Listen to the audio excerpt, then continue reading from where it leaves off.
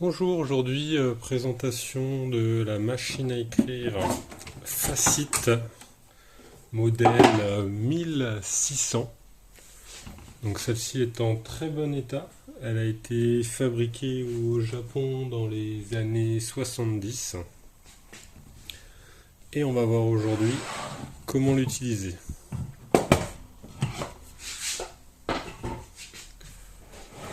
Alors tout d'abord, pour venir déplacer le chariot, on a un levier qui se trouve à droite de la machine. Donc tout en maintenant le chariot sur la gauche, on vient appuyer sur ce levier et on peut venir déplacer le chariot où on souhaite.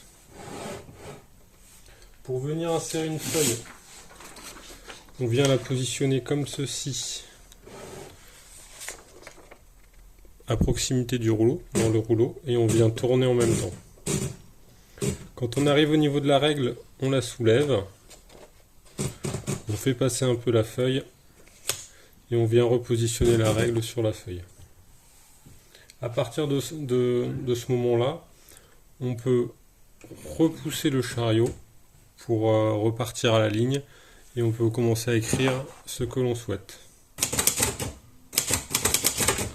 Au niveau de l'écriture, de la dactylographie, on a ici la touche espace, le retour en arrière, les majuscules qui se trouvent soit à droite soit à gauche, donc on vient appuyer sur la touche tout en tapant une autre touche. Donc là, ça nous permet d'écrire en majuscule. Si l'on souhaite venir bloquer la majuscule, ce sera cette touche là. Donc à partir de ce moment-là, tout ce que je vais écrire sera en majuscule.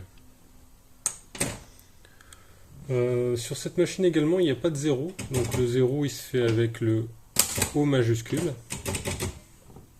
Et pour venir changer de couleur, on va avoir le sélecteur de couleur qui se trouve ici. Donc là en bas, je suis positionné sur le noir. Et en le remontant, alors pour le remonter, il faut venir délicatement le remonter en haut. Et là, on écrit en rouge. Là, on rebascule en noir. Et au milieu, c'était en fait la position du milieu. Il n'y aura pas de ruban. Ça sera ni noir ni rouge. C'est utilisé lorsqu'on souhaite corriger une faute. On utilisait notamment du papier blanco. Et lors de cette utilisation, c'est sur cette position-là qu'il faut venir positionner le curseur pour corriger la faute. Voilà. Quand on arrive en bout de ligne, donc on entend à partir du moment où on a la sonnette, il va nous rester que quelques caractères et après au bout d'un moment on est bloqué. Donc pour venir débloquer cette situation, on vient appuyer sur le passe-marge et à partir de là on peut finir le mot qu'on a écrit.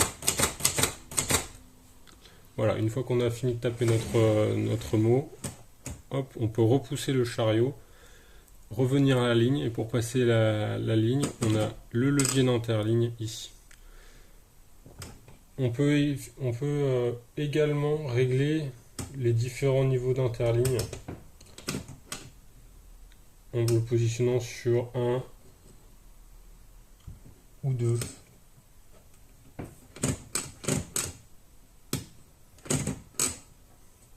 Voilà, on a ces différents leviers qui permettent de régler les niveaux d'interligne. En ce qui concerne les marges,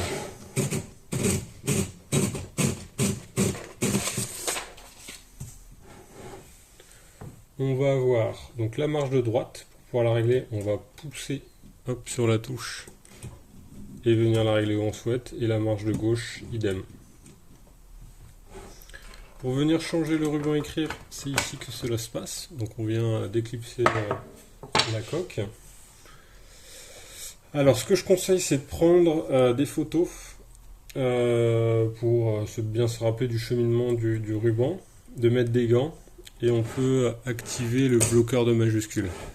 À partir de là, donc on va venir enlever les rouleaux et repositionner les nouveaux tout en faisant passer le ruban par le même cheminement que par avant. Voilà.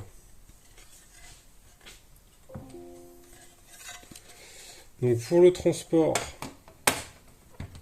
je préconise l'utilisation de la coque. On vient refixer comme ceci. Et voilà.